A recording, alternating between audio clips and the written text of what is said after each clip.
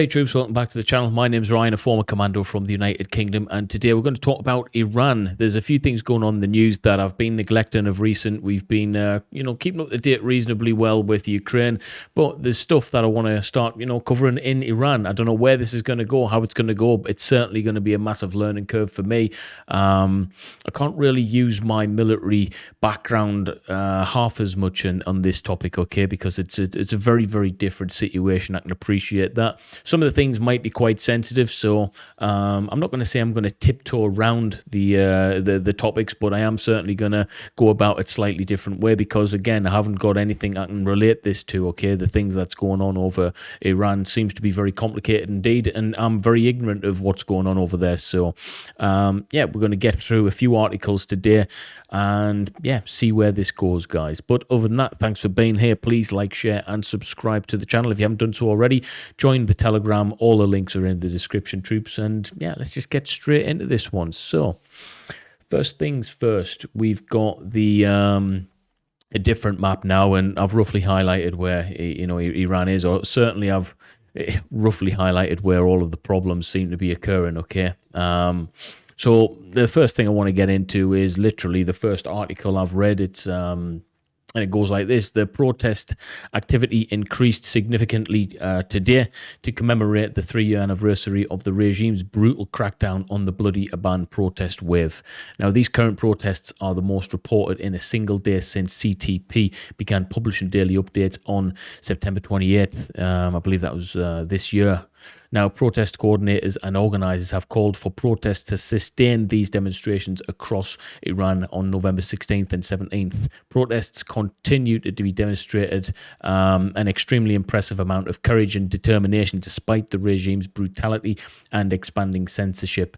Iranian political and security leaders likely expect their use of force to quickly quell the protests after a few weeks, as they did in November 2019 and other previous protests and movements. So, troops, I'm not going to lie. Again, I'll tell you if I'm not ignorant to a subject, and I'll tell you if I am. I'm really, really ignorant of what's going on currently in Iran. Okay, if you would speak to me 10, 15 years ago when I was actively in the military, I would have had a pretty good idea of what's going on. In a lot of the Arab countries and states over there. All right, I was over.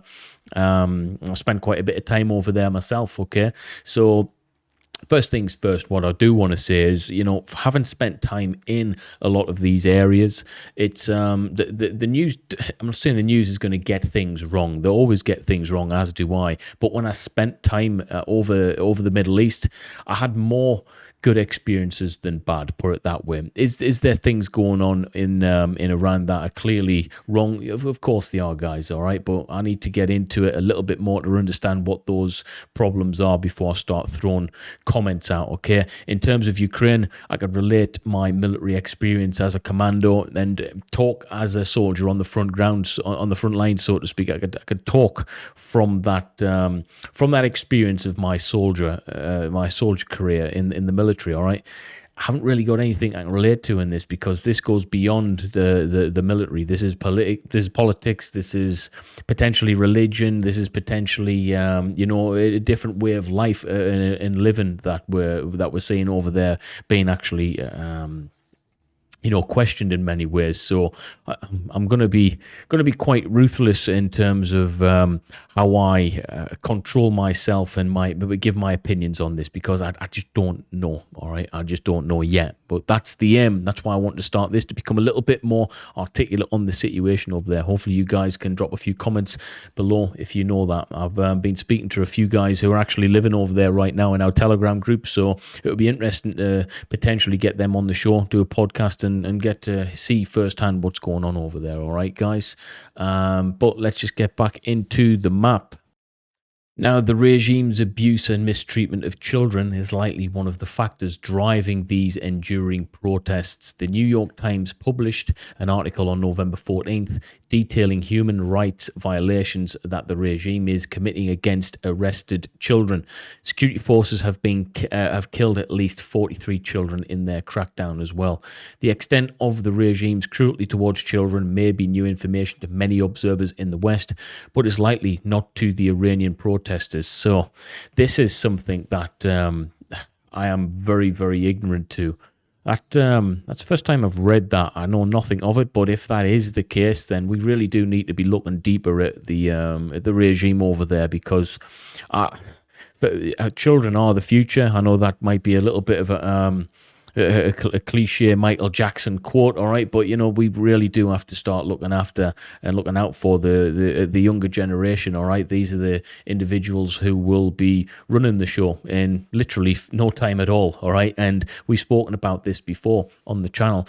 If you create an environment in which the kids are suffering, what happens is you get an angry generation, and they grow up at some point, all right. And when they do grow up, they're gonna be pretty damn angry at the country they lived in. That's when you normally see brutal attacks on places, infrastructure. You see a generation of individuals who are angry at the system and start rebelling against the system. And overall, generally speaking, just not very good business to have an angry generation of individuals against the system in which they live. That's what I've found anyway. We understand that even just on a small scale in the United Kingdom, when the punks were rising in the 80s and 90s and early in 70s as well. It was creating an angry generation who were against the establishment, against the system. And a lot of that generation, grew up and grew out of that. But, I know some of those people today who are in the 50s and 60s now still angry at the same things they were 30 years ago and haven't really progressed that much in life. So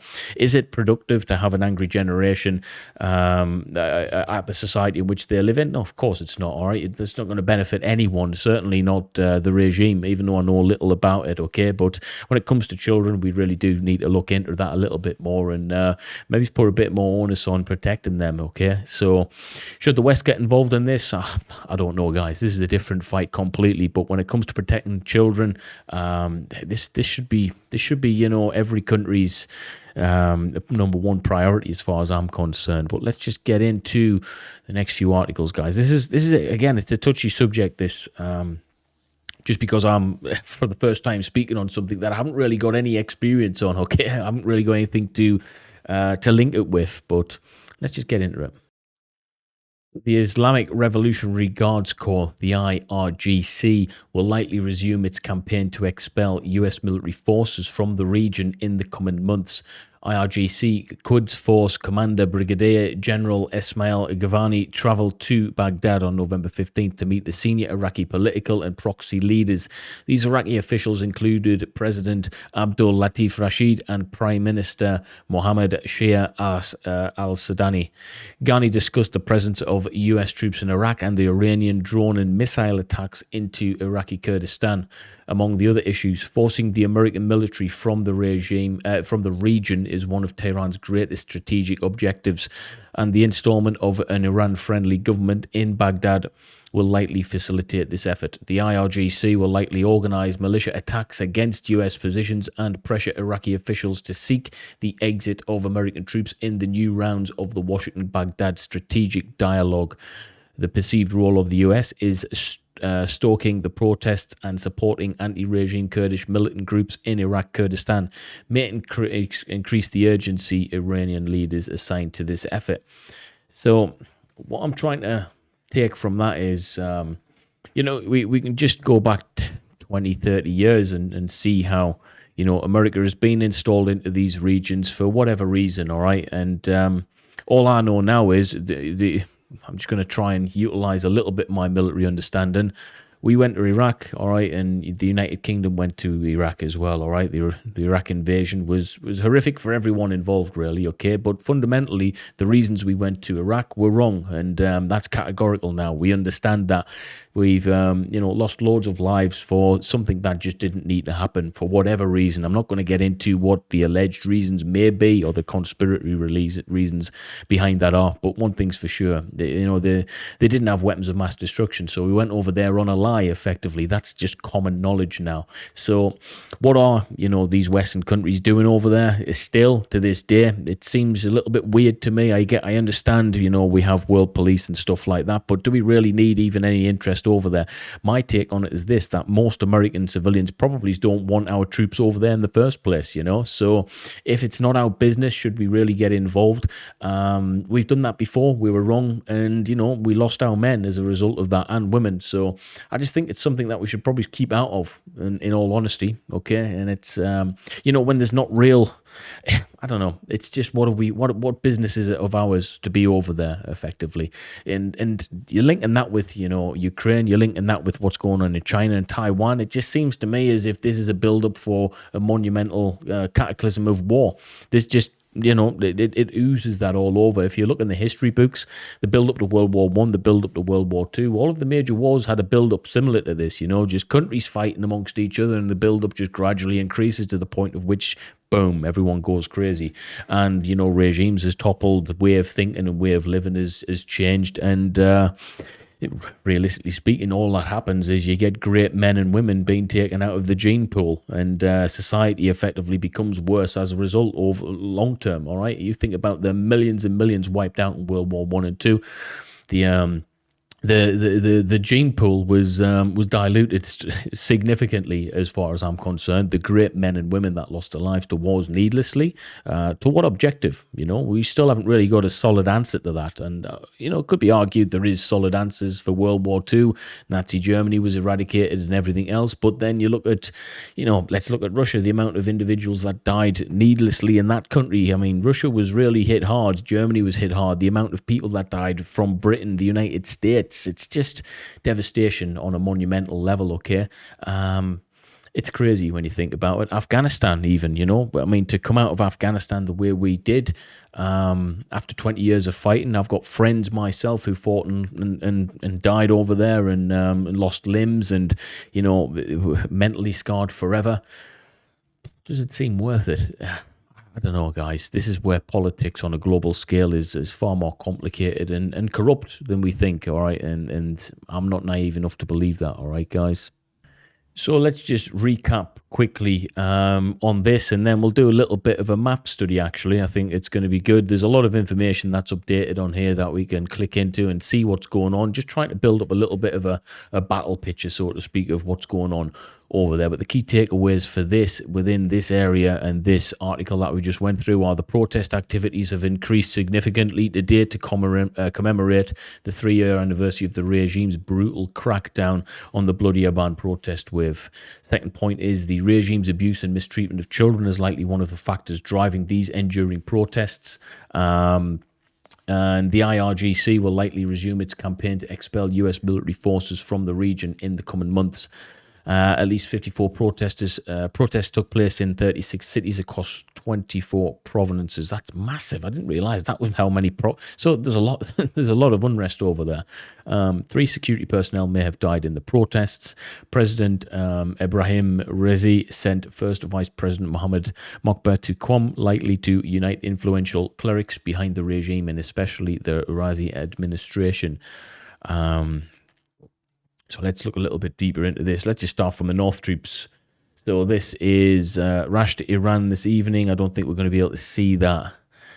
This is via Twitter, so I'm not going to follow that just yet in terms of what's going on there.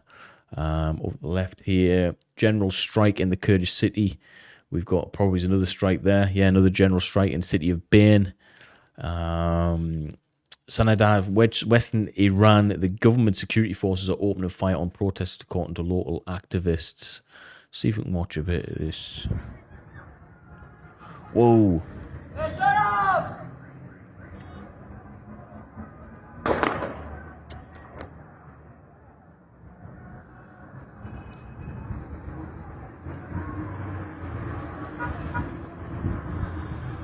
Right, so we got people fighting and stuff over there.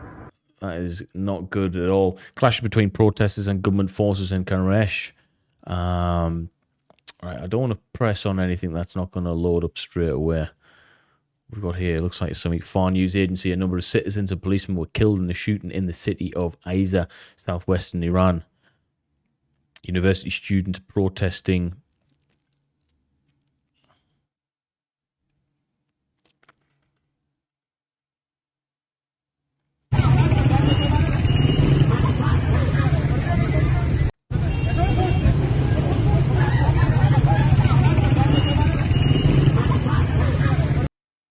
Okay, so there's everyone seems to be, at it. There's university protesting again here. There's a bit more action going on. Sorry, not action. It's the wrong word to use. You know what I'm saying. This is the guys here.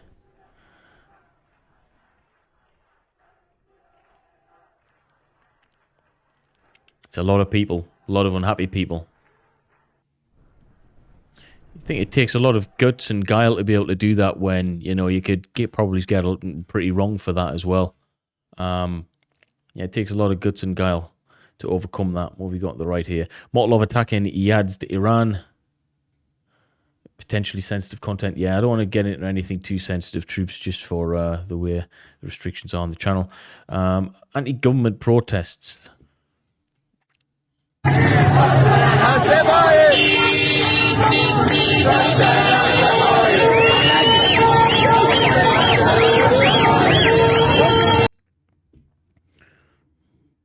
Wow, I'm actually quite shocked at this, guys. I can't believe I haven't been covering this.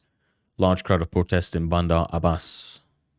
Sensitive topic again, guys. So that's look, that's it. It's pretty short video. Well, actually, it's not a short video, but I'm hitting onto this topic, guys. We're going to ease our way into it. If you want to see more of this type of stuff on Iran, please let me know. I want to diversify the content a little bit, troops, okay? But a little bit of news. I've got a few podcasts booked in, so we're going to be pushing the podcasts quite a bit, okay, on the channel, because I know you guys have been wanting to watch and see me bring in other people. So I've actually got quite a few decent people potentially booked in. I've got quite a few guys booked in anyway. I'm going to be speaking with Arthur Rehi, the Estonian soldier. I'm going to try and get Starsky on the channel.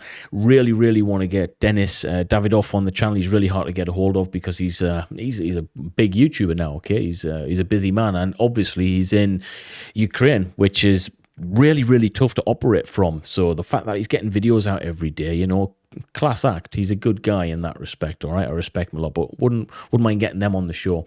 There's a few other people, Mercado Media, I think I've pronounced that right. They're going to get them on the channel as well as a few other people, all right? But I'm going to get some old veterans in talking about war stories and stuff. I'm going to got loads of stuff involved, all right, guys? So really going to push the podcasts and see where it takes us, okay, troops? But other than that, that's it, troops. Let me know what your thoughts and feelings are on this today. And thank you for supporting the channel, troops. I really do appreciate it. Little update on the keto diet. It's working, that's for sure. The weight does drop off you. And if you've just tuned into this and you don't know why I'm doing the keto diet, I had a bit of a health scare. But I'm going in the right direction now. I've really sorted my diet out. So no carbohydrates at the moment. It's more of a carnivore diet that I'm doing, but it's keto-ish, okay?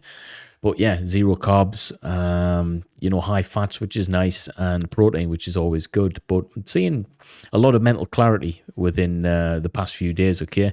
Migraines are gone, keto flu is gone, but yeah, I think this is a fantastic diet, guys, all right? And it's definitely helped my blood sugars come right down. They're actually in the normal range for the first time in quite a while, so it's working, okay? But a little bit of an update for you guys. Like, share, and subscribe. I'll see you in the next one.